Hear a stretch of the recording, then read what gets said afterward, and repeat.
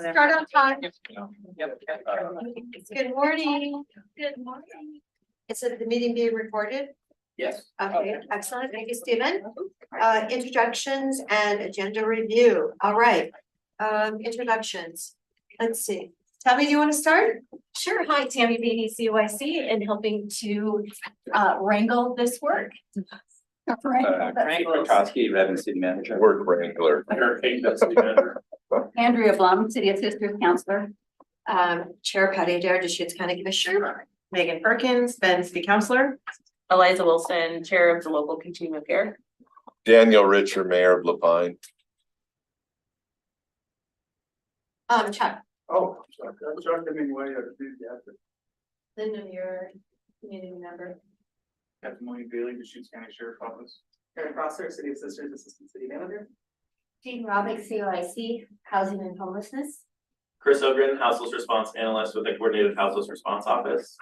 Mickey Dirty, Strategic Initiatives Manager, City of Ed. And I know the cat's on Zoom. Cat? She sent me a text that she's on, so we're on about. Is there anyone else on Zoom that we'd like to have introduced? We don't see Stephen, is she there? I was just promoted. She was promoted to a panelist. Yep. There she is. Okay, good. Kat, do you want to introduce yourself?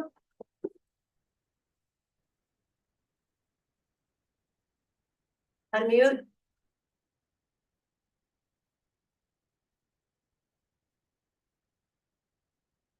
There, can you hear me now, Patty? Yes, we can. Thank you so much. Perfect, thank you. Thank you for joining us. And is there anyone else that should be introduced at this moment? Back there. Oh, Nick, Oh, sorry, I just walked in the back. you were behind the column. I am, I just, yeah, walked in a minute late. I did do that county administrator. Okay, did Eric leave that? Eric was in the room. Okay. Peter's still here. Okay. I don't see him. He's really shy. Thank you for my morning. It's not. It's a mirage. Okay. All right, let's see, let's go ahead then and what about our minutes and our financials? Thank you, Chris. I move to approve the minutes unless anyone had any changes. My second. I'd say, yeah. Moved and seconded. Any further discussion? All in favor? Aye. Thank you. Chair votes aye. All right, so then let's go to item number 3, lessons learned. So I'm Chris Ogren, I'm the Houseless Response Analyst for the Coordinated Houseless Response Office. And Eliza and I are gonna tag team this meeting, or sorry, this presentation. Eliza, do you want to introduce? You already introduced yourself, sorry. She did. So a few of us from Central Oregon got to attend the National Alliance to End Homelessness Conference in San Francisco earlier this month, March 4th through 6th. There was 5 of us from Central Oregon who attended. And we just wanted to take a few moments this morning to kind of share some lessons that we learned and some best practices to kind of frame the meeting, and it aligns well with some of the great work that we're doing as well. Next slide, please. So the National Alliance to End Homelessness is a leading voice on national, or a leading national voice on homelessness. They have like 3 main types of work that they do. They have an emphasis on research, they do policy advocacy, and they do technical assistance. They provide technical assistance. And so they host 2 conferences a year, one on the East Coast, one on the West Coast. And I have not attended many conferences, but this one was incredibly well attended. Hundreds of people from across the country, from continuums of care all across the nation, all gathered in San Francisco for 3 days to talk about kind of the innovative solutions that communities are trying to address unsheltered homelessness. How are they funded? Well, there were the folks who were there. You mean how was the conference funded, or Yeah, and the National Alliance, how is this structured? It's a nonprofit that receives like some grants from the federal government and different types of funding.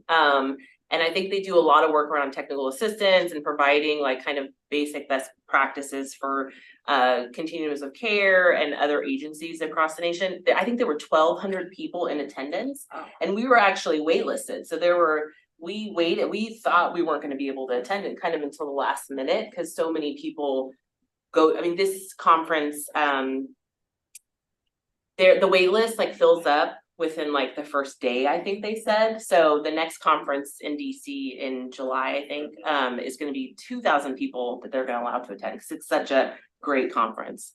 And I would add, like, I think NAEH is very closely partnered with HUD as well. And so there were a ton of different HUD representatives that attended, and I think that they fund the Alliance to host some of these events as well.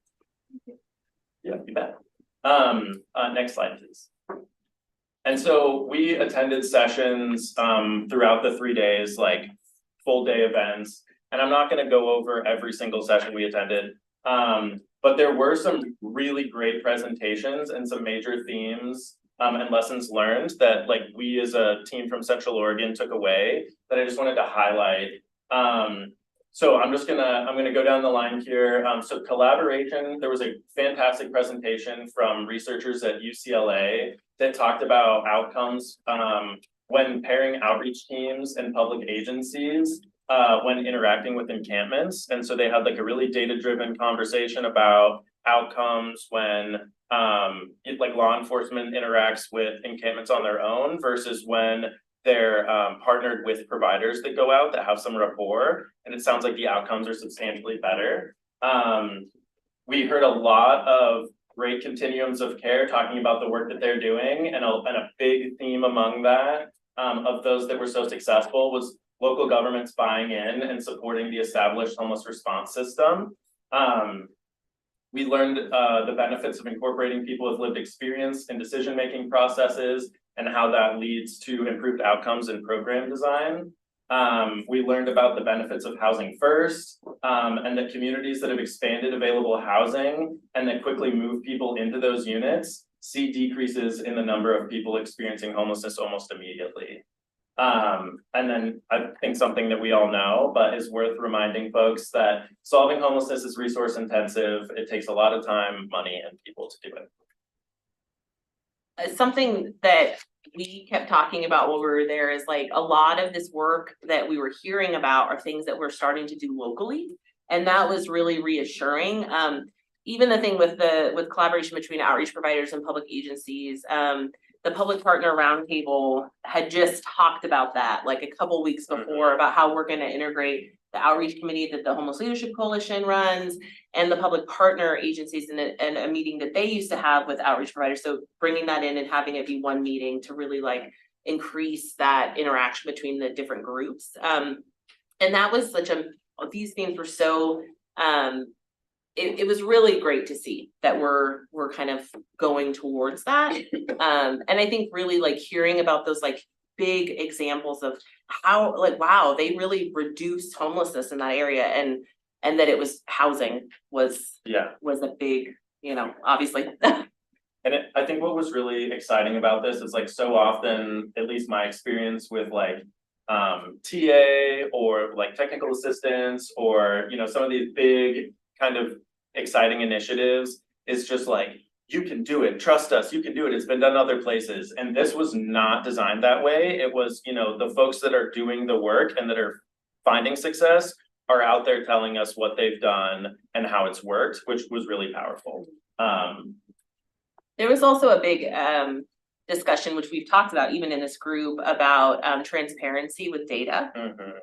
And it being really easy for the community to see, for public agencies to see, for everyone to see what is happening in the community, what are the trends, people entering homelessness and the folks who are leaving, and that we're able to really track and see that, and everyone has access to that data, which we've talked about a lot.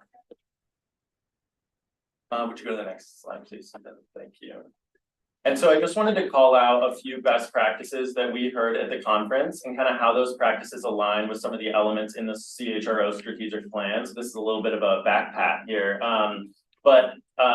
So we learned that collaborating with local governments and continuums of care is a best practice. And that's in our strategic plan as priority 2. We learned that targeted subsidies are a really great way to help impact disparities across the homeless response system. And priority 3 of our strategic plan involves addressing racial and equity disparities with strategic investments, so we're doing good there as well. We learned about supportive relationships with providers, how local governments can partner with providers to help support the work that we want to see in the community. We have that in priority 3. Tracking progress through data, like Eliza just talked about. Obviously, data has been a big focus of our conversations.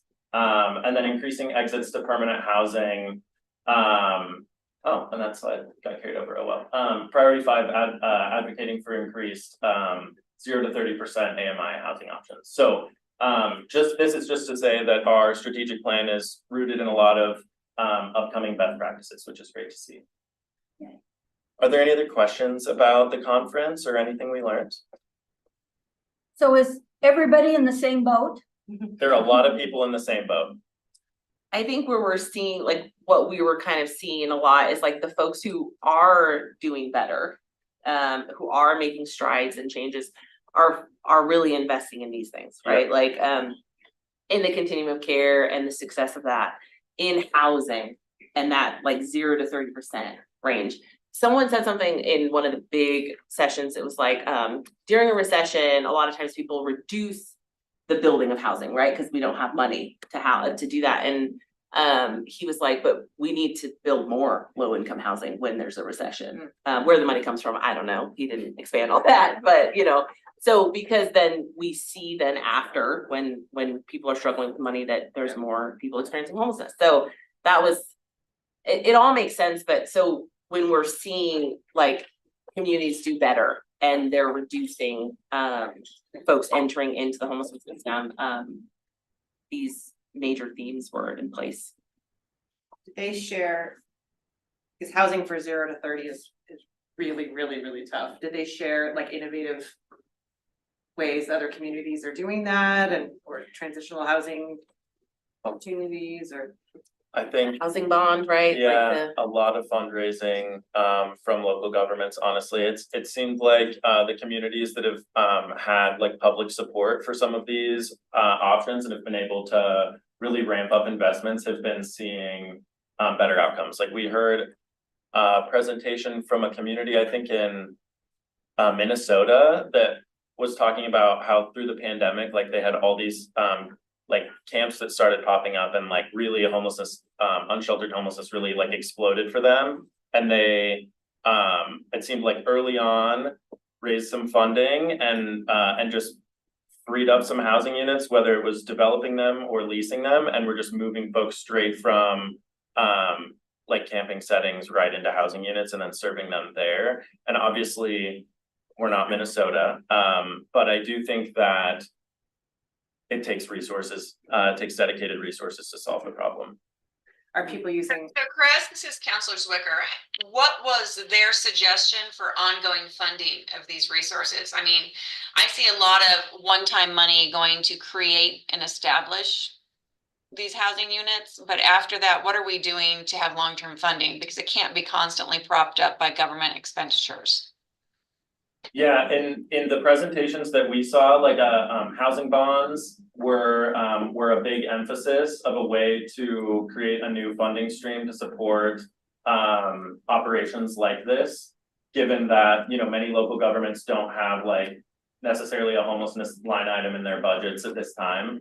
But there wasn't an overwhelming like this is how you have to do it. So I think local government buy-in was definitely a key theme, but the way that local governments bought in was kind of different across the country. Mm-hmm. So not everybody used a bond. I guess that's to say. Yeah. Yeah, I mean, on that note, sorry, I don't talk much during these, but were there tools that were being used in other communities that are tools that we simply don't have? Like, for example, way back in a previous life, we looked at how you fund stadiums, and it would take sales taxes or certain kind of specialty taxes that maybe existed in a Baltimore or a Denver, but not in Oregon. So were there tools that they had in place that we simply don't have access to right now to pay for these things? We should do more research on like that specific thing. Yeah, I don't know if I could give you like a super clear answer. Like we didn't get into, I mean, it was more of a homelessness conference than a like how to fundraise on on taxes, you know, so, like, so I don't think they were getting into the specifics about like a sales tax versus a property tax or something like that. Yeah. But I would say that bonding was a theme. Yeah, I'm just So- curious, like, you know, what are, if, and I'm not trying to put you on the spot or just in general, like, what are some creative ways when there are the revenue streams that some of these other, when we don't have a bond, when you don't have a sales tax, are they like retrofitting, you know, existing buildings to create these 0 to 30? I just, yeah, just that's kind of where I was headed with my questioning, is trying to figure out what are some things or some tools that we can use maybe to create that without the revenue stream. I did see like an example, I don't remember which state it was in or which city, it was a city that had done and I can look and get back to you guys about it, but talking about similar to what we did with the what is it called? Like where we repurpose hotels, right? So I think they're doing that, Yeah. turnkey, but in like the single unit, like rental and having it be subsidized or lower cost, just bringing more housing on the market in general. And so one of the cities did that, and it wasn't a shelter, it was for housing. And that even if it's, you know, a niche thing, it's still meeting a need because housing is such a need. That reminded me, another presentation, this is something I hadn't mentioned yet, is there was a presentation from a housing authority in San Francisco, which is obviously much different than our housing authority here. But they had like this landlord navigation or like landlord incentive program, and they partnered with like 1,700 individual landlords throughout the Bay Area to help place clients exiting homelessness into like landlord-owned units. And so I think that is an area of opportunity that I see locally. We do not currently have a robust program to engage private landlords. Yeah, and remember that we almost have a 10% vacancy in the city of Bend with apartments now. We're gonna get the next number on next Wednesday, but that is historically so high and there's so many available apartments here.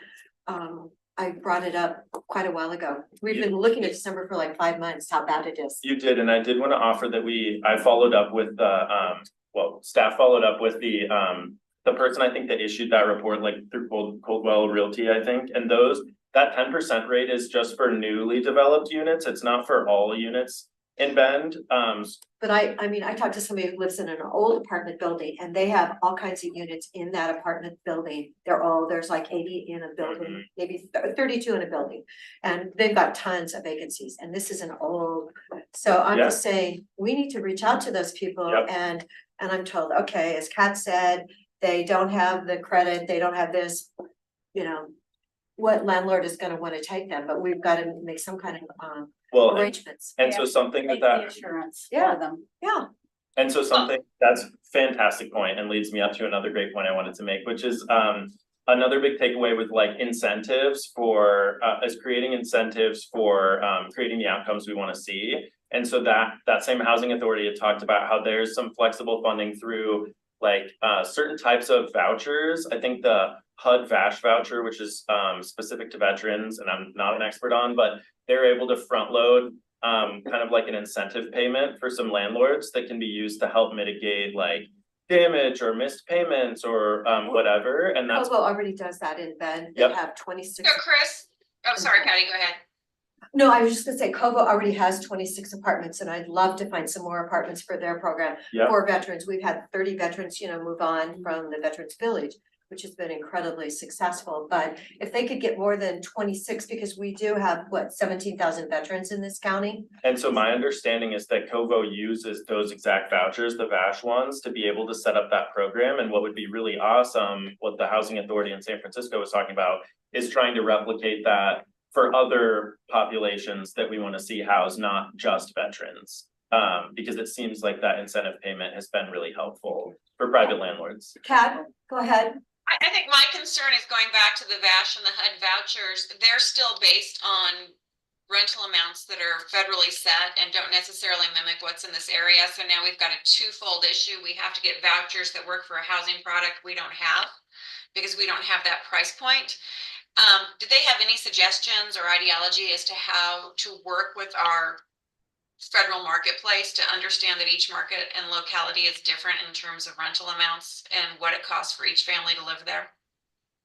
In the conference itself, they didn't discuss like how we could go to the federal government and request changes, but I know that there is a process that's been mentioned in the past that we can go to HUD and ask them to like re-review our fair market rents. And so that's definitely a conversation we could have with the housing authority on how we would want to move that conversation forward. I think if we want to incentivize landlords to work with us on this process, we need to actually come in with a more realistic valuation, even if it is the 30% AMI, but it's based on our market 30% AMI and not on something that has been set that's actually going to be like 19% AMI.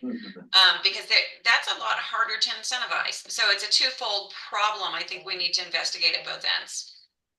Yeah, I think that's a really good point, Kat, that we do have a lot of apartments available in Central Oregon, but none of them could be used for any of the voucher programs because they're more expensive. The rent is more expensive than what would be allowable in rapid rehousing, in the housing choice voucher. So they're really not attainable to like the folks that we're talking about. So I'm seeing houses that are apartments that are 1,900 for 2-bedroom, 2-bath. It's too expensive. So what does it have to be then? I'd have to look at it, but I think it's more like 1,200. Okay. 1,200 is roughly correct. That is exactly, and you can't get in the door for 1,200. So what we need to do is there almost needs to be an offset. So we have to incentivize a landlord to take it below market rate, and we have to have those vouchers come up because the difference between 1,200 and 2,100 is probably a big pill to swallow. Yeah, and I have heard of other communities kind of like pairing funding. So paying the rents down and then using the voucher for the remaining or like the partial payment. Because as Kat said, like if it's 1,200, even if the person is working, right, like and they have a portion of that rent, it still is caps at 1,200, and that includes utilities too. So and 1,200 is just kind of like a thrown out number, but they look at like the average cost of utilities for that unit, and that pairs in with the rent. So it is really not, it's really tough to find in Central Oregon.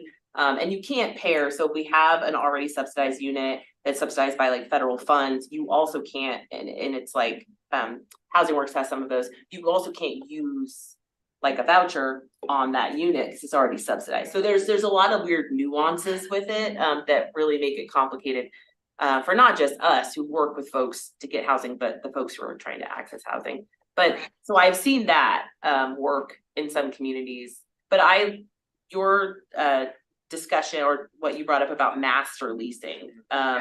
JRJ is looking at that if that's something that would make sense.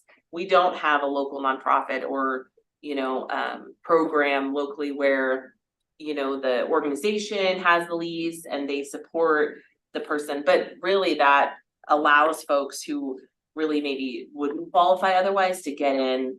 And then even if you're using it for short term until you can work on some of those things, but it can be really successful. I'm gonna be a sticky wicket. Well, let's talk about a master lease. JRJ, anybody else goes in, they get it, an asset, they convert that, they control the rent. So the rents are now something that can be subsidized. They're not having enough money come in on those rents to maintain the building and the functionality over time. We often wonder why things start to look distressed and broke down the longer they're in these subsidized programs. It's because they're running such a streamlined budget. Yeah. So we really have to look at this bigger picture because you can't gut it and then expect it to succeed. And that's kind of what happens. So just kind of, I hate to be that person, but I want it to work. So I think we need to look at all these different things. Yeah, no, you're right. Nonprofits often run on such a shoestring budget that one thing could be catastrophizing if we don't plan ahead for those things. You're absolutely right about that. If I may, so in Bend, the Old Mill Inn and Suites, we are operating essentially as the master lease holder. And so we are able to work around some of these nuances by we escalate what the fair market value is for fair market rate, FMR, I guess it is, in those contracts, and then have a provider incentive that's on top of that. And so we are able to have that cover some of the capital costs, the maintenance costs, it would be outside of a damage within a unit because there's another fund to be able to help on that. But we're able to actually make it market rate in a way that is built into the master lease to the developer based on the rent that's fair market rate. And together they equal out to where they would normally be. So we're currently doing that. We will have 10 units here in about, next week. And then more units coming online. So we're currently doing that to see how it works, but So do we still have one person there then, or are there more than one? How many people are at the Old Inn? so the Old Mill Inn and Suites does not have anyone there yet. Okay, so we didn't, I thought one person moved in. So they have units available, but they're not, they can't turn on the water to the units. And so, and they're waiting on Pacific Power to bring in a line and some different things that, I had an update yesterday. So we should have 10 units that are available next week. Unfortunately, they can't move people in until probably April 1st. That's exciting. Yeah, so we'll see how that goes. See if it actually can work, huh? Right, I would say though that a council of governments is not necessarily who you want as a master leaseholder, so we're Right. trying to develop the network of our nonprofit providers to be able to be in that space. I also want to touch on other funding opportunities that we're also looking into. The 1115 waiver through Medicaid funding is now available to use for food insecurity and for housing. So some of the efforts that we learned of in San Francisco were based on being able to use those dollars as well.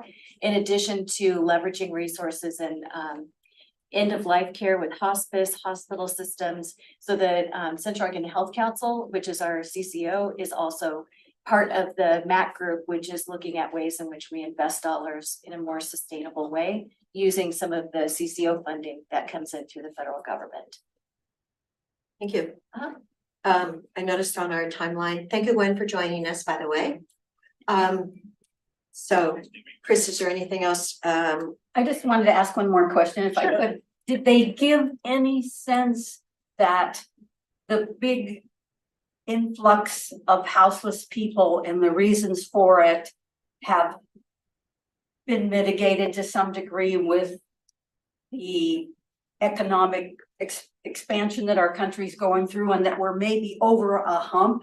No, No, I didn't want to hear no. no, I know, but no, that was not a thing. I think there's some hopeful, I mean, right, the point in time count information is gonna come out in a couple of weeks, early in April. So I think there's this like hopeful, like what do we think is gonna happen nationally? But I think overall, a lot of what we were seeing is people talking about how many people are entering the system and how effective our system is at moving people out of it.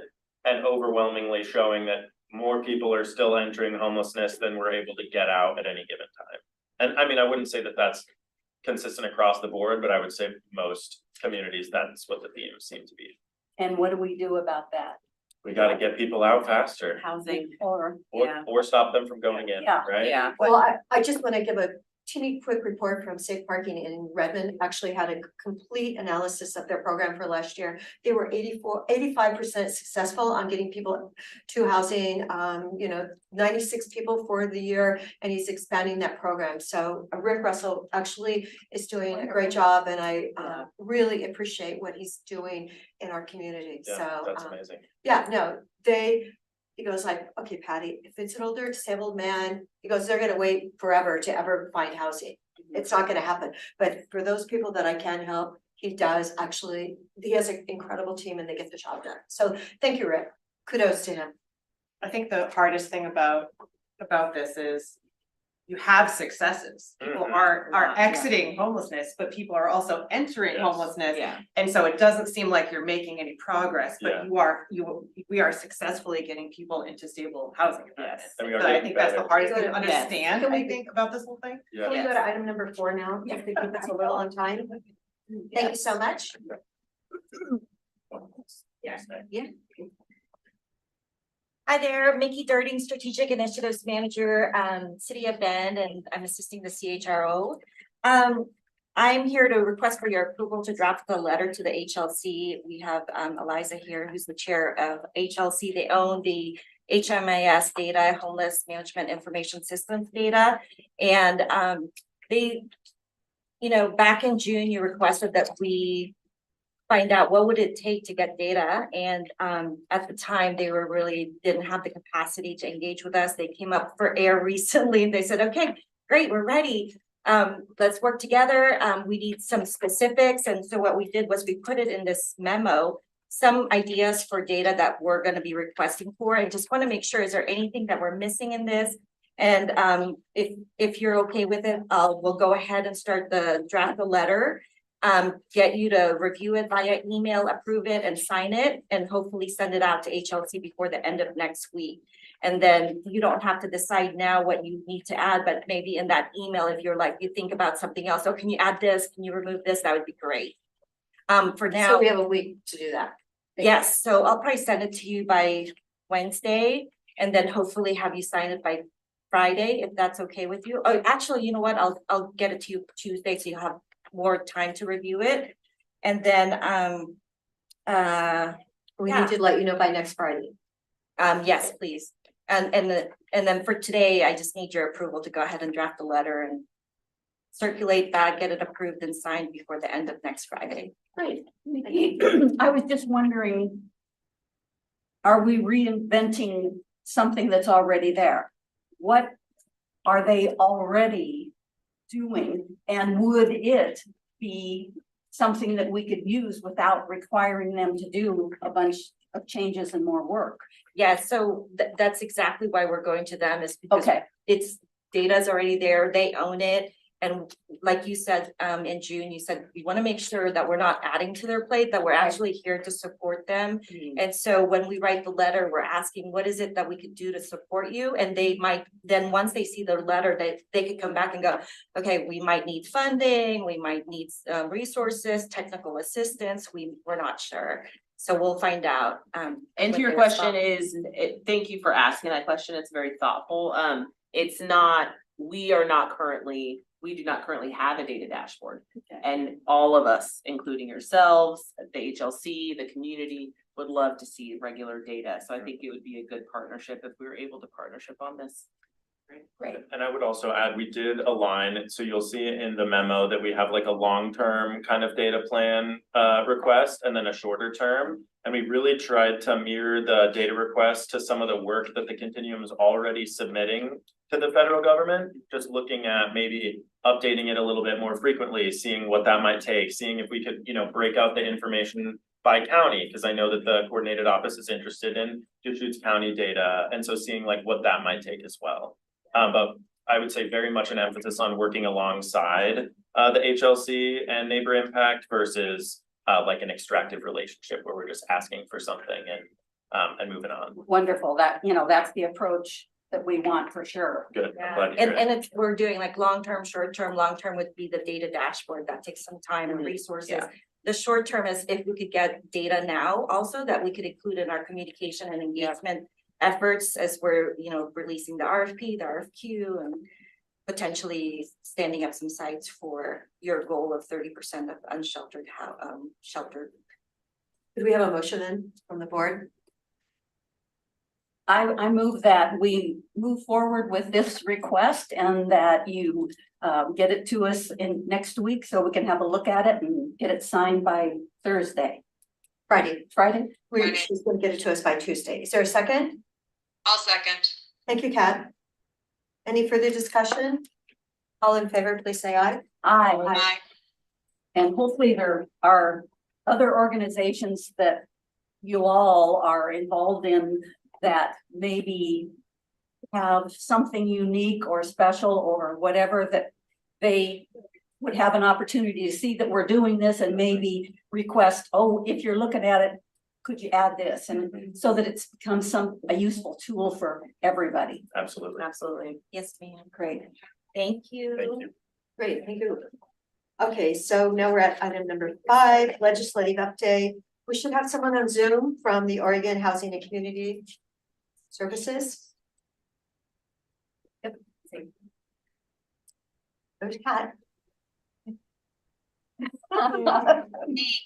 I know, it's not her. I got nothing. Is it Mike up there on the right? He's on the right side. Yeah. Yes. Good morning. We're also here with Leanne Knapp, who's our Assistant Director of Government Relations. It's good to be back with you all. Thank you, Mike. I will pass to Leanne, who I believe is sharing screen. Yes. Hello, folks. So good to join you. Thank you so much for making time. My name's Leanne Knapp, like Mike shared, and I'm the Interim Assistant Director of Government Relations here at Oregon Housing and Community Services. Just intending to provide a little bit of an update on the 2024 legislative session, which just wrapped about 2 weeks ago. So lots of great information to share. So we'll run through it and then kind of create space. I'm here with Mike to kind of provide some updates that might be more specific to this group.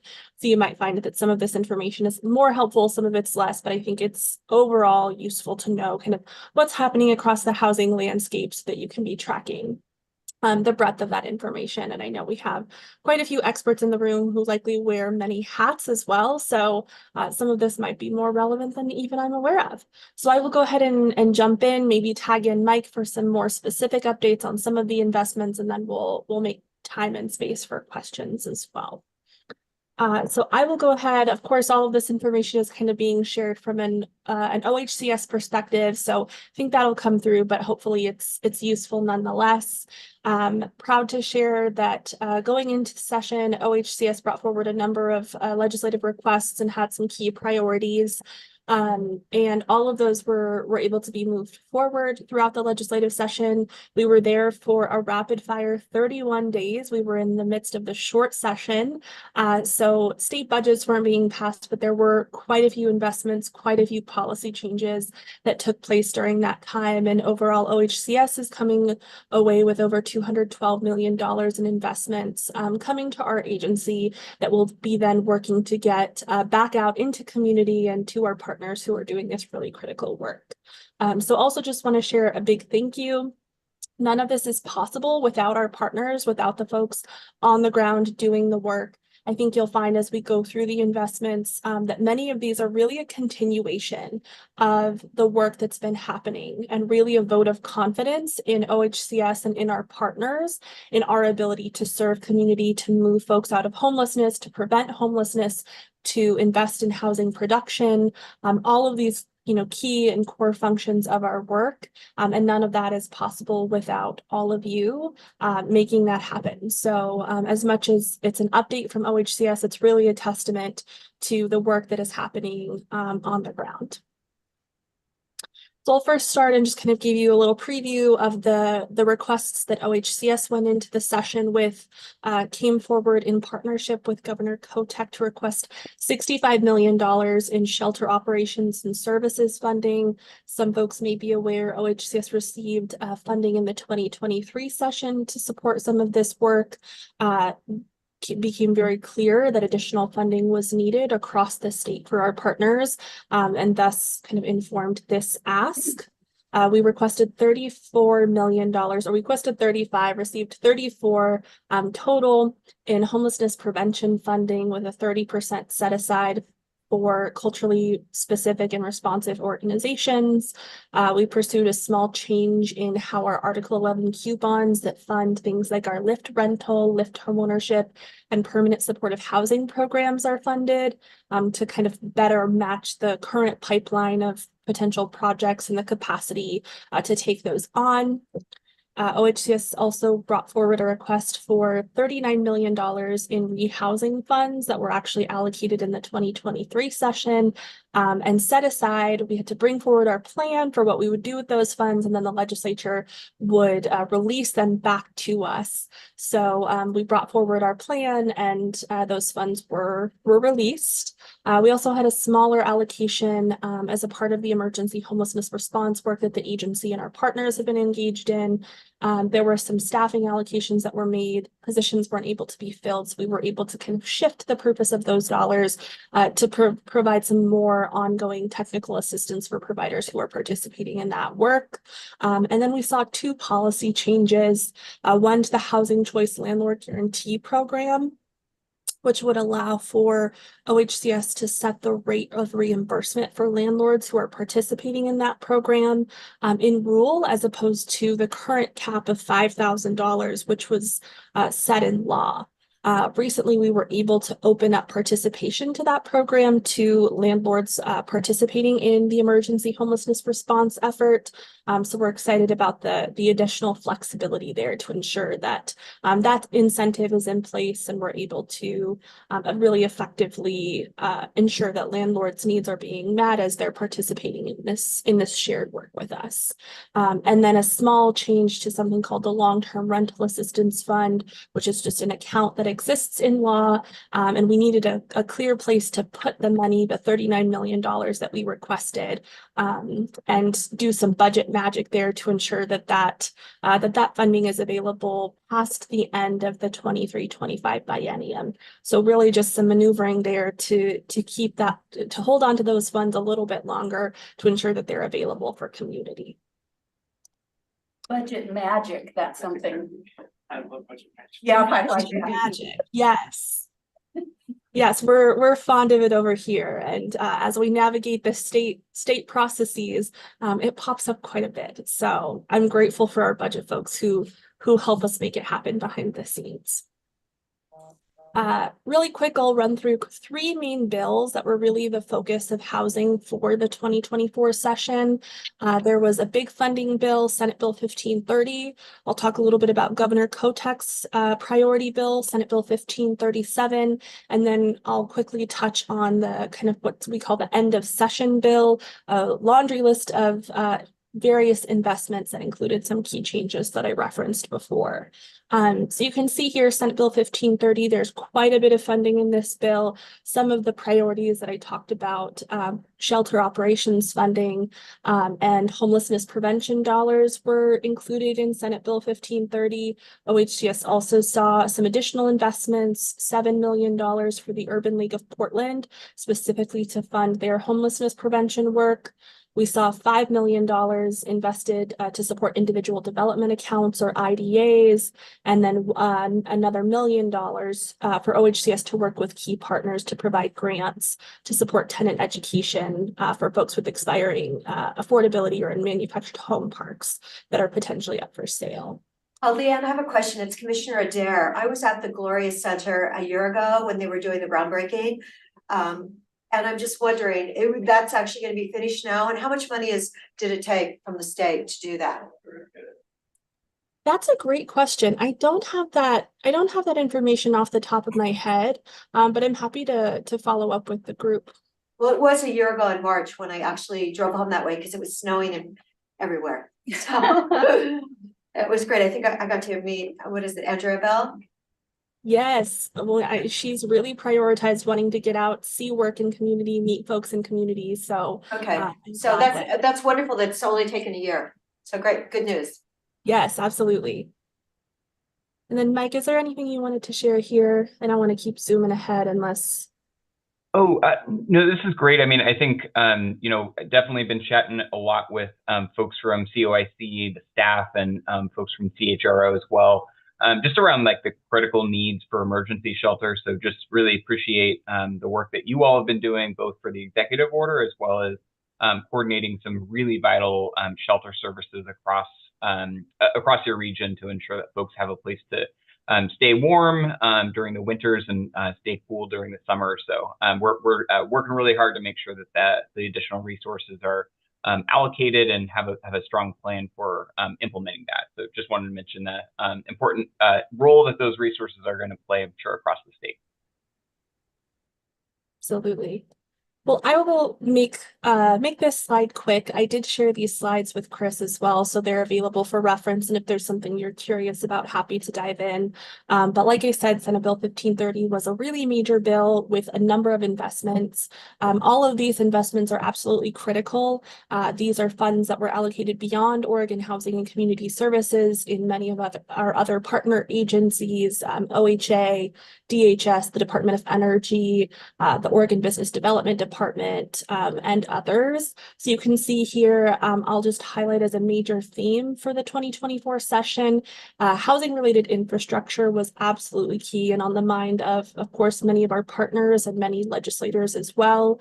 So we saw $88 million in investments that was allocated for very specific projects. So there are kind of a list of key projects that received infrastructure funding coming out of the 2024 session, but I do not expect that those conversations will slow. And I expect those to to continue to be front of mind as we continue to think about housing production and the needs and intersections, of course, that has with the experience of homelessness for many folks across this state. We also saw some key investments in recovery housing, as we saw that as kind of a key topic during the 2024 session as well. You can see here multiple various investments in climate related housing issues, and then some very specific investments in infrastructure for specific cities. And then I'm thrilled to see some investments in some of our culturally specific partners and some of the development work that they're engaged in as well. I'll then hop over to just provide a little bit of an overview on Senate Bill 1537. This was Governor Kotek's priority, her single bill coming into the 2024 session. She went in laser focused on increasing housing production and working with both state and local partners to do that work. So we're thrilled to see the passage of that bill and the investments and policy changes that are contained inside. You'll see an investment of $75 million for OHCS. We will be working hard over the coming months and years to stand up and operate the Housing Project Revolving Loan Fund, essentially intended to be an investment that would support local communities, mostly cities, in identifying key projects that have gaps that need to be filled to be able to produce additional housing, really at the intersection of what we call middle income housing, so at 120% AMI or below.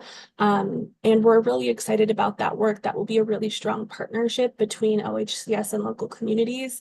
So you can expect to hear more about that as the work unfolds, but really excited there. We also saw additional funding around infrastructure, and we'll see the stand up and operation of what will be called the Housing Accountability and Production Office, or HAPO, through our partners at the Department of Land Conservation and Development. So we're really excited about that work and the potential for kind of coordination across agencies and partners to really drive toward the ambitious housing production goals that Governor Kotek has put in place. You'll also see here kind of a list of some of the key policy changes that are contained in Senate Bill 1537. So encourage you to dive into those as well, because there's a lot there. So we're really excited about Senate Bill 1537. And then finally, I mentioned Senate Bill 5701, the end of session bill that has some key investments as well. That's where we saw kind of the shift in OHCS's Article 11Q bonds related to housing production. This is where we also saw the release of that $39 million for rehousing and longer term rental assistance, and then the transfer of funds across the Department of Emergency Management to OHCS to support ongoing technical assistance for local providers. Maybe Michael. Leanne, could I ask, why was the 39 million held back for another year? Was that on purpose originally? I mean, it seems like our problem is huge, and I just was wondering. Yeah, I'm happy to jump in on that too, Leanne, if it's all right. Yeah, go for it. Yeah, no, it's a great question. Really appreciate it. So the 39 million was really provided to the agency, really intended to be that second year of the biennium. So during this executive order work that Governor Kotek started in 2023 under Executive Order 2302, there was a bill that passed in March of 2023, House Bill 1519, that provided a whole range of resources, including I think over $85 million just for rapid rehousing and shelter services. And those dollars are really what the communities have been implementing since that time, really since March of last year. And so Executive Order 2402 is really the second year of this executive order response work, and communities are going to be using this 39 million special purposes appropriation as the second tranche, the second year of rapid rehousing resources. So really, we tried to use an opportunity to build on what we knew worked from year one, take responses and ideas from local communities that were successful at reaching our goals, and then incorporate those into the framework for the special purposes appropriation. So really, it's sort of just that year one, year two rollout. And I think the legislature really wanted to make sure that we had a vision, a concept, a framework around how we were delivering these important resources. So yeah, that's a little bit of the inside budget magic, as Leanne says, around kind of where the process has been, but really just allows us to really build out a program that's driven by the best practices we're seeing across the state and really what the state needs in order to rehouse more people experiencing homelessness. Thank you, Mike. And I would just add on to that, a special purpose appropriation is just a tool at the disposal of the legislature. It's somewhat common practice. We see, handfuls of them kind of every session when there's work that's new or building on previous work, and the legislature really wants to ensure the outcomes are there. And I think related to this work, like Mike shared, the outcomes were there. Our partners delivered, Central Oregon delivered, and so the legislature was excited to release these resources and continue to invest in the work. So those are the main kind of investments and policy changes that I would uplift. A couple other potential bills of note. These are somewhat specific, but we saw some additional water-related infrastructure investments. We also saw some changes to bonding requirements for construction projects for both private and public contracting. We saw some tax and property tax technical changes that are pretty minimal, but critical for our partners at the Department of Revenue. And we also saw some changes to the Oregon Housing Needs Analysis, kind of some technical fixed pieces around that bill, in addition to kind of some other changes there. So if those are of interest, would definitely encourage you to check out those bills. And of course, happy to be a resource. Those are not OHCS specific, but happy to try to point folks in the right direction as it makes sense if you do have questions. And then just to wrap up, I would say, we are excited that the session has wrapped, and we are diving headfirst into implementing these investments and policy changes, working with our partners, planning on, how we're hoping to get those out the door. We know these resources are much needed. And so we're excited about that work. And my team over at OHCS will be working to continue to share updates and additional information to our partners across the state to help them understand what happened in the session, what they can expect, and what they can expect to hear more from OHCS. So excited about the outcomes, and looking forward to getting these funds out the door. So Thank you so much. Are there any questions? Yeah, just a comment from the city of Bend. It's the city of Bend plea here. And Mike and I talked about this last time you were here, but as you start looking at rolling out this funds, just want to encourage that you look at unique community structures with that money, like we have at the city of Bend, and also that this money is really covering the full range of services of running a shelter, not just beds. That's really helpful. Thank you. And I would say, we have been incredibly grateful to receive quite a bit of feedback from the first set of funds that we put out the door.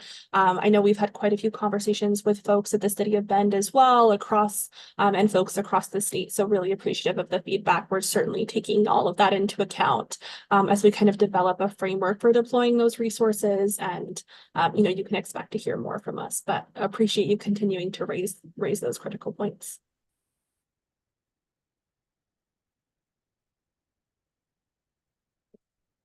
No other questions? Great. Yes, definitely more than just beds. So that's great. Thank you so much for joining us today, Leanne and Mike. Appreciate it. Chris, thank you. Do you want to? We're at item number 6.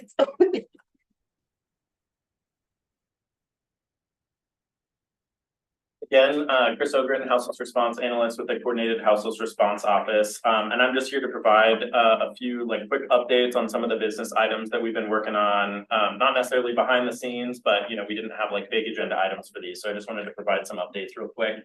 So the RFQ, we've been talking about it a lot. It went live on the COIC website on March 12th. We put out a press release. I did an interview with Central Oregon Daily. We sent out an email to over 50 people notifying them when the procurement went live. So really tried to cast a wide net. We received a few questions early on, but nothing major. We hosted an open house on Tuesday afternoon, and that was recorded and is available for anybody who wants to watch it on the COIC procurement page. We had 6 attendees, but they represented fewer than 6 organizations. So at this, How many did they represent?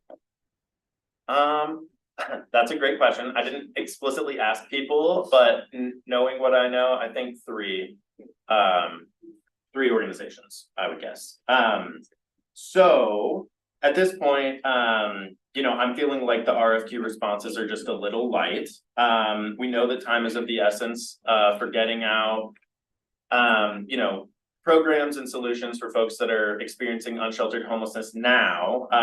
But I personally think it's best to potentially cast a wider net statewide, unless you think otherwise. So I think in order to accommodate a statewide release, I'm proposing that we would extend the submission deadline by 2 weeks to April 9th. Currently, the established deadline is Tuesday, the 26th. And that 2-week extension would give staff time to reach out to folks statewide, potentially share on like other local government websites to garner some additional interest. So just wanted to offer that and get your thoughts. Chris, it's Counselor Zwicker. Have you reached out to those in attendance to get their level of interest in the RFQ? No, I've had to really control my level of contact with applicants so that I don't bias the procurement. So I haven't been able to communicate with any of the individual applicants outside of the open house. Could you gauge their interest at the open house? I'm just curious, if we only had 3 members of our provider community available, then there's got to be some reasoning. Yeah, I'm just gonna assume that it's a capacity issue at this point in time, and that we're asking, like, the types of programs that are being recommended or suggested in the procurement are not like, there aren't providers that have like established super robust programs within that, and so we are a little bit asking the community to come up with newer expanded models, and it has just been like a short timeline, right? Like we released the RFQ last Tuesday, and we're asking for folks to basically design a whole program in 2 weeks. So I'm hopeful that more time will allow for more responses. But then also, I mean, I did get the sense when in the open house, when I met with folks, that there would be some applications that would be submitted, but I can't speak to how many. I have talked to people, and I do believe there are some people that are interested, but honestly, I would say giving a 2-week extension deadline would be probably a really good idea, and just to get the word out. Agree.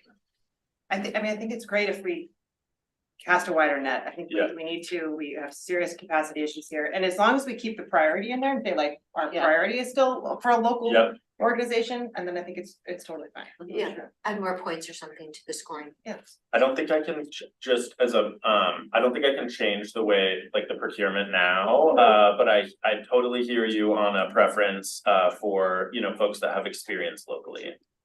And like the team that's reviewing applications is going to be made up of your staff, so folks that have contributed resources to the effort. So I think hopefully through that process we'll ensure that there is that local experience is prioritized appropriately.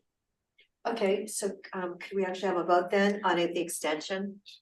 Chair, can I just, one suggestion is next week is spring break, so I don't know how many people will even see it next week. Mm-hmm. Is there a possibility? But their sisters is on spring break this week, so it's not just, Okay. I mean, I think spring breaks are kind of like all over the place, aren't they?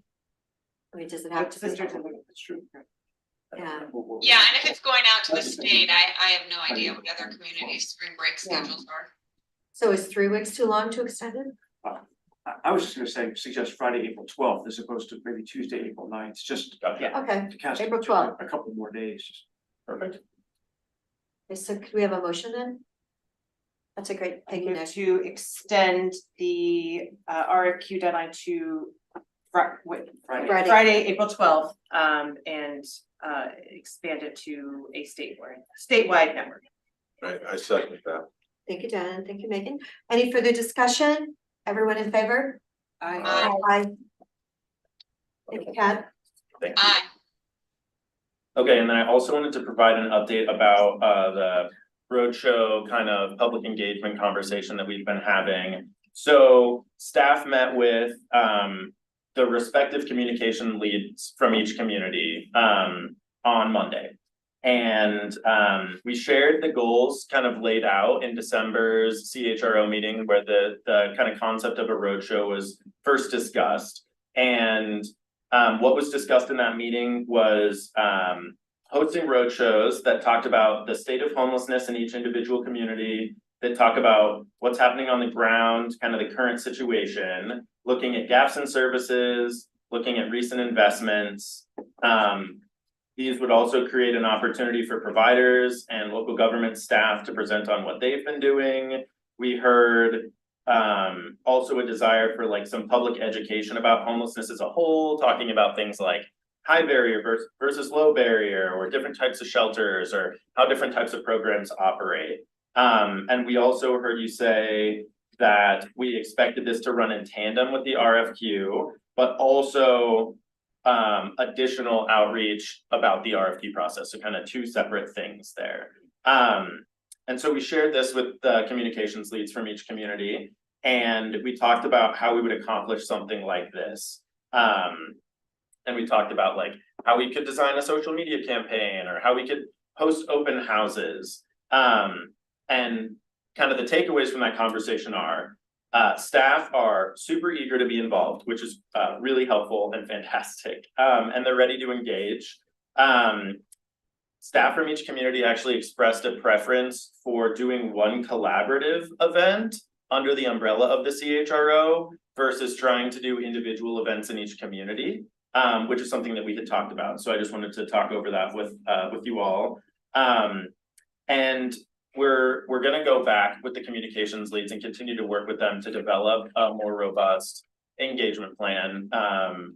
But before we started doing that, I wanted to come back and ensure that the goals expressed in December still resonate with you all, and make sure that we have just a clear sense of what the goal of, what the CHRO hopes to accomplish with the public campaign, kind of what the goal of it would be, and then like what is the message we want to send to the community. So those are the two main things that I wanted to just talk about today, so that we make sure that as staff continue to work with communications leads, that we're not getting mixed signals or cross wires when we come back to you with some campaign materials.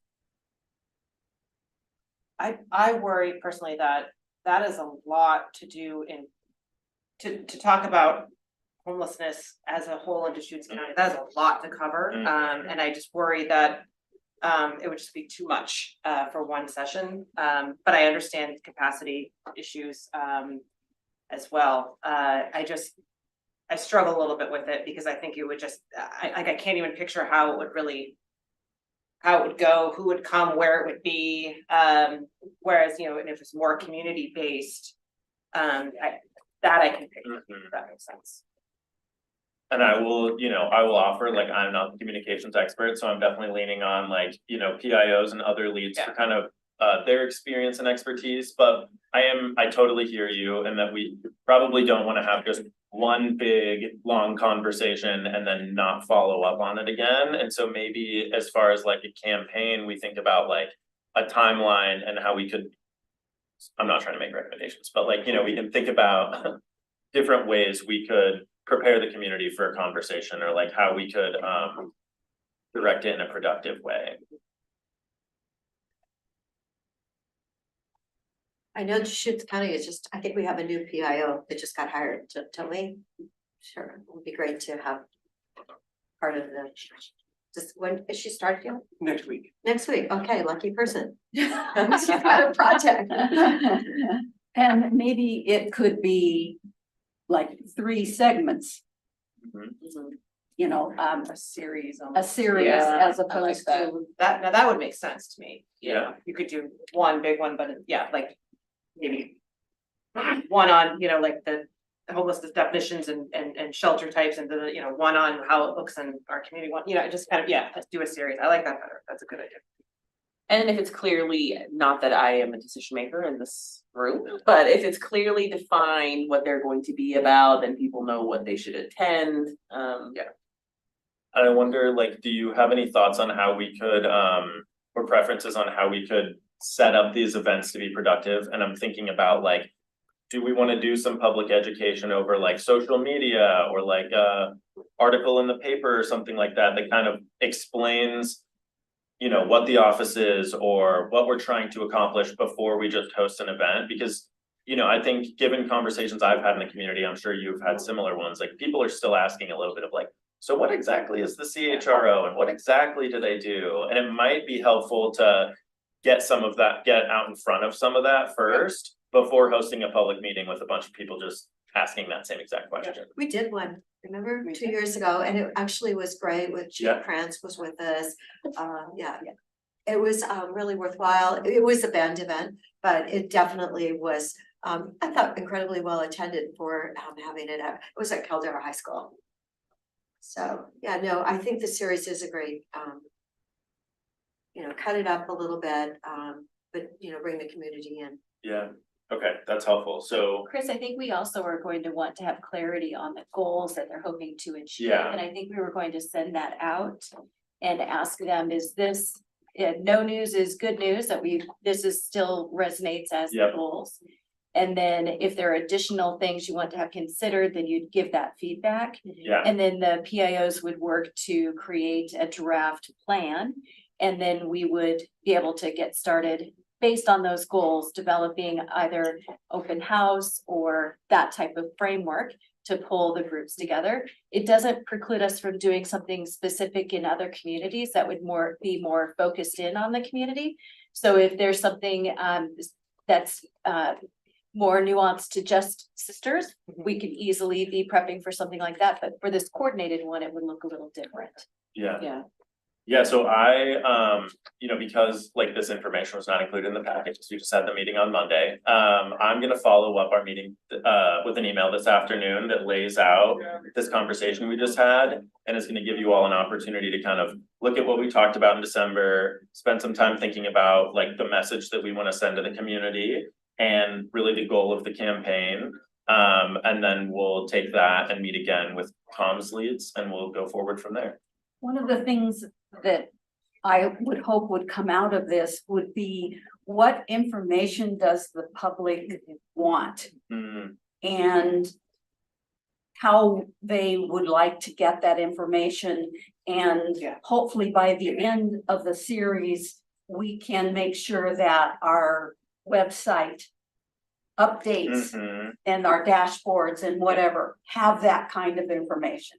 Because we're often giving them lots of information that they never even thought of. Gotcha. Because we're trying to educate and prepare for the next step. So, hopefully we will have a sense of what the urgency is out there in the information and how to make that available quickly and easily. So we're not constantly doing road shows to update. That's really helpful direction. Thank you. And I want to make sure also that we're keeping in mind that the safety of all of those that are participating. I mean, you just have to look at the comment section from Central Oregon, that Central Oregon Daily article to I just want to make sure that it's not a situation where people are just getting, harassed or screamed at, and that we have a productive discussion. Yeah. Which that doesn't mean there can't be disagreement, but that it's productive and safe for everybody. Absolutely. Yeah. Sounds like a plan then, so you'll send an email out this afternoon. I will. Thank you so much. You bet. Okay, so are we good there? So community updates, Dan, company? We're still working on the 60 houses that we're putting, their workforce houses that we're putting in. We're finishing the Kegel district's infrastructure there. So we're really busy right now. At some point or another, I was thinking, we provided the builder of our workforce housing a LITCA tax credit, a low income housing tax credit. He was like one of the very first people to build in Oregon using this process as far as I understood. And I was wondering if we had some form of dry gunpowder that we could actually utilize to entice apartment people that were housing people that already have housing built to lower their, percentage of AMI to an affordable rate that could take and benefit, this situation. We provide this to builders to build affordable housing, but I was thinking maybe there's some form of credit that we can provide to people that already have housing to bring their costs down. So it's called the low income tax credit. It's Well, LIHTC. Yeah, it's from the state, there's 4% and 9% tax credits. One's competitive, the other isn't. So it's it basically comes out of the special districts and stuff in our situation. Is the ask for a specific property to be able to buy down those rents? Is that? Yes, and it's guaranteed that the rents stay low for 30 years. Okay, And the tax credit base stays low an equal amount of time. The rents can be raised to like a cost of living something per year or something, but basically the rents in this situation are 1 bedroom is $960, 2 bedrooms are $1040, and 3 bedrooms are $1120.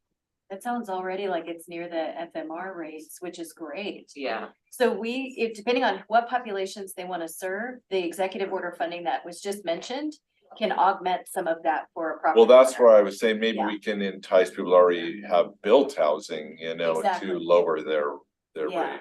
The difficulty would be we can't go past 2025, but they may be interested in, but we don't know what happens in 26, 27 either. But if they're willing to be in that range of a partnership, I'm happy to have our fiscal folks meet with them and see if we can meet the eligibility for some of the funding that we have. So you have some projects in Lapine that possibly could fit into that? Well, I didn't know if we had the ability to offer that to people. That's what I was saying is, maybe there's gunpowder out there that I don't know about. We might have some gunpowder. Right. Oh, that's right. You were a Marine. Thank you for your service. Great. Should I check in with Jeff? Yeah, Okay. that would be a good thing. We were able to come up with some emergency shelter this last winter for the really cold spells and the snow, but that property is being leased now and will not be available next year. So we're scrambling to look at options for that. And we have a couple of proposals coming our way for low-income housing and moderate income housing through Habitat, which are requesting some of our housing funds that we have set aside for that purpose. So we will be looking at those and hopefully they will be a good augmentation in our community because we need them. And you have the 40 apartments that are being filled at some point in time Yes, too, right? End of the year, I think. If we're- They're gonna start at Yes. the end of the year. Okay, that's excellent. Pat, do you want to add something with Redmond? We're just pretty much on task. We've got our Cinder Hollow coming out with Rooted Homes, and there should be about 30 homes over behind Sage Middle School and the cemetery and the old cinder pit. We have the Antler Flats project, which is a combination of Rooted Homes and Housing Works that will be over above Well 9, and that one's coming right along. And then we were very lucky and got some additional infrastructure funding for water and sewer for North Point. So we should be able to progress even further on that and get that hopefully out of the ground here. Oh, not this year, but maybe by next year. We've got some different planning going on as far as infrastructure improvements external. It'll be 15 million overall. And I think right now we've got about 8.5 million towards the infrastructure, which will get us started. So it's all good. We're getting there with our workforce and needed housing. So North Point, is that now going to be what, 30% affordable? It's going to have, what we're hoping is 30% of the housing will be workforce and affordable housing. So there'll be a combination of areas set aside for developments like Rooted Homes and then like Housing Works. I know Rooted Homes is an active partner with us right now, Housing Works, because, you know, they have to get grants and funding. They're a little on the fence, but those are the things we're looking at trying to bring out of the ground first, but everything is on a finance and funding cycle. So what we're looking at is how best to lay out and master plan that entire acreage so that we can bring in housing types as they can meet the need for the market at this point. But hopefully Rooted Homes will be one of the first out of the ground. Oh, great. Megan? In the interest of time, I think I'll just take a different approach and talk about, I was at the National League of Cities Conference in Washington. We, I think, overlapped by like a half a day or something like that. And attended a lot of sessions on housing and homelessness, and we are not alone. But my goodness, it does look different in so many different ways in other communities across this country. And I think I was struck really by that our funding streams are extremely limited in our community compared to a lot of other places in the United States. But one thing I did hear over and over, you know, was that, you know, we need sustainable funding. A lot of communities like ours, and particularly in Bend, you know, we're propped up a lot of shelters with ARPA money and are now saying, okay, now what? And so we were, you know, talking to our federal agencies and delegation about, you know, we need the sustainable funding from the federal government. And was able to connect with our HUD representatives to talk about CDBG money, but also about vouchers and about our needs here in our community. So. Great, thank you so much. I will just mention thank you to Hayden Homes, the Squire Motel, which I was begging all kinds of people in Salem to fix up. Hayden Homes is fixing it up for workforce housing. Some of the studios will be at a cost effective, but this is actually workforce housing, which I know our community incredibly needs, and I want to acknowledge them. And it's private money, folks. This is private money doing something that our community needs. And the motel itself is like from the 60s. So it will definitely improve the gateway to Redmond, darling Redmond. And then yesterday we had a report on Juniper Ridge. And according to our 50 acres report, we have 20 people there. I think 14 campsites with 20 people there. I know that the city has some things next to it. And then there's BLM people, but it seems to be cleaning up and working better. So that's the good news, and we're going to continue with that funding for a bit more to ensure that we can help people more. So now we do have, I think it's time for public comments, and we do have, you have 3 minutes. Are there any couple, Linda? Oh, Tony, excuse me, Commissioner Devon. Well, we've got all kinds of people.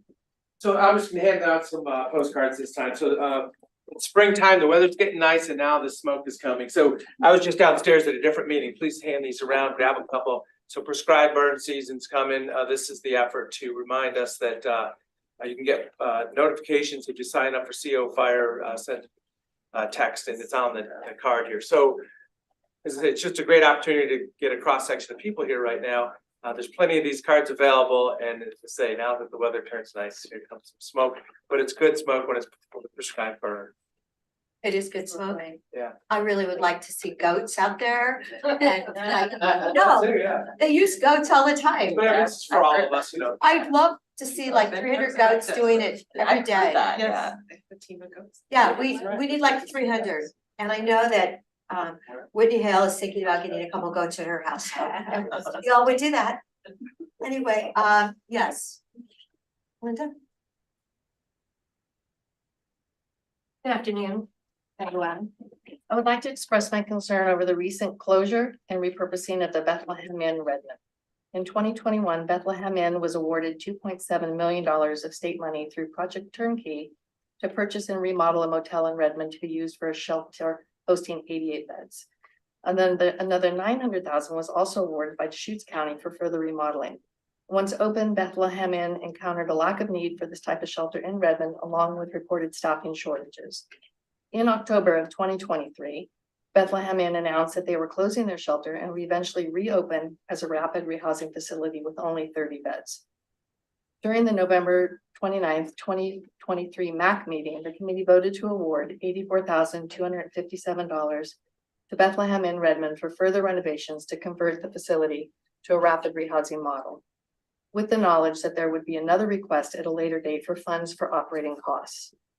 By late 2023, the MAC committee was fully aware that they had met the state's goal for shelter operations in Deschutes County, but were coming up short, meeting the state's goal for rapid rehousing operations, which would create a potential loss of executive order funding. It was at this time that Bethlehem Inn quickly switched gears and was now to be used for rapid rehousing. COIC Executive Director Bainey, who is also sitting on the board of Bethlehem Inn, was also advocating for additional funds for Bethlehem Inn so they could have operational funding to open before the early January state deadline. At some point in December, in a closed vote via email, the MAC committee voted to grant another $510,075 to Bethlehem Inn for operation costs. This allocation was not made public in the meeting videos. Bethlehem Inn has received almost $4.2 million of public money for Redmond. They currently only have 13 participants in the program and will only have capacity for up to 30. Their Ben shelter is full with 150 participants. I have the following questions. Why wasn't this asset used for overflow for their Ben shelter instead of reducing capacity by 2/3? They are helping now many fewer people. Their per bed cost, based on everything that has been allocated to them, is $140,000. This extravagant expenditure has not been fully transparent to the public. Why was the recent $510,000 that were allocated in a private MAC committee email vote and not made public? Why was Executive Director Bainey advocating for this model switch and funding when she appears on the surface to have a conflict of interest, especially with COIC in jeopardy of missing their rapid rehousing goal? Why was Bethlehem Inn granted almost $85,000 for remodeling when they did not have their larger plan fleshed out? And this concern was echoed by some members of the committee. In addition to all of these questions, I'm very uncomfortable with the amount of public funds that have been allocated or spent with the Old Mill Suites rapid rehousing project in Bend. The total as of January was $4.7 million of MAC money, plus another $200,000 MAC funding, which was requested for furnishings. There has been a grand total of over $9 million spent or allocated for 2 rapid rehousing projects in Deschutes County, and less than 20 people are being housed at this moment. In my opinion, this is an egregious example of unbridled spending of public funds with very limited results. Where is the oversight? Where is the transparency into the spending of public funds? I implore the CHRO board to bring Executive Director Bainey, Bethlehem Inn Executive Director Gwen Weisling, and the Old Mill Suites Executive Director to a public meeting to answer these questions and other questions, and for a full status update, including financial disclosures. We, the taxpayers of Oregon and Deschutes County, deserve to know how and why our public funds are being spent. I would also like to request that the current MAC meeting videos be updated on their website. When I checked last week, the last meeting was the middle of January, so it appears that there's 2 months of missing videos. Thank you. Thank you. Gwen. Thank you for coming today. Thank you. I was very excited to hear about Hayden Homes taking on the Squire. We looked at I that bet, motel. I can't imagine how many people I was We begging. looked at that motel and, yeah, running a 1960s motel has its challenges. But we are, now in our 3rd month at the Redmond, Bethlehem Inn, Birch, which is a Bethlehem Inn Redmond community housing. And that program has, after some time to pause and take a moment and really seeing what is being done in our region, seeing the very important missing gap of that longer term rapid rehousing need that we are able to serve with the very similar model that we use with Bethlehem Inn that we started 25 years ago. And so we are in our second phase of that project. We launched in January, thanks to the help of the MAC group, and having applied for those funds to really help this program be successful and a replicable model that can be used in other regions as well. And the first phase was getting the initial number of individuals in there, setting up the program, the structure, and understanding what that population will be serving, the homeless individuals that need stability but longer than a short-term shelter stay, either in one of our low barrier or high barrier. It is a recovery-based program. I am happy to say that we have a letter from Deschutes County for our first successful placement into housing from that program already in just our third month. And that is what our goal is to be able to show what a structured housing choice recovery program can do in our region. When you say recovery, Gwen, do you mean someone has substance use disorder? What do we call it when you say recovery? In recovery, that is a very broad, it is a clean and sober. That is the first and foremost. But that recovery can be from mental health issues. It can be from physical issues as well. We've had to include an update for our ADA capacity, which was part of the additional renovation for that as well. And so that is broad, but it is clean and sober. So whether somebody is currently having more of the physical disabilities, they are required to be clean and sober. So that is an update. We've met with the Redmond homeless liaison, Natalie. We've met with Deschutes County parole and probation. So we're meeting with partners. We were at the Redmond service provider meeting last week that we participate in. So we're working with our partners, and they are understanding where we're at in our phased approach and getting launched. So how does someone get there? Because I did know someone that wanted to be there that worked in Redmond, and that person was never brought into this program. Eventually, I don't know that individual or the situation, but they are basically, they call and are talked with our staff, and there's a coordinated entry response that really helps people understand what is the best type of shelter that will serve. And so their best bet is to ensure that they go through the process. They can call me, but I'm also not the one that's going to be doing the intake. So by going through that process and going directly to our shelter is the best way. to go to that shelter or to go to the Ben shelter to be referred back? They can go to either. Either one? Mhm. Yeah.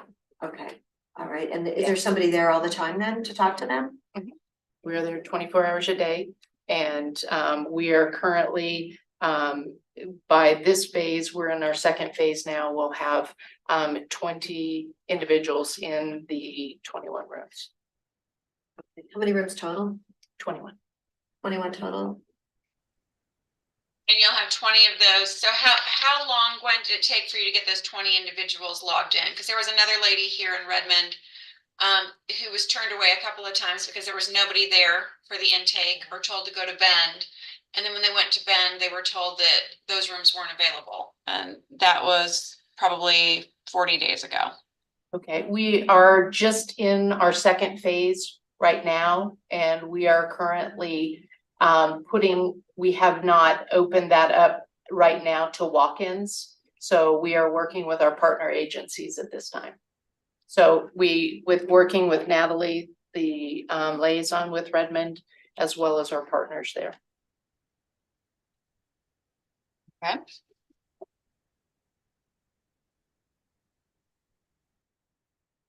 Okay, thank you. Thank you so much. Okay, is there anyone online that has a raised hand? Okay, all right. Oh, it's 12:28. Let's adjourn it a minute early. Thank you very much for attending today.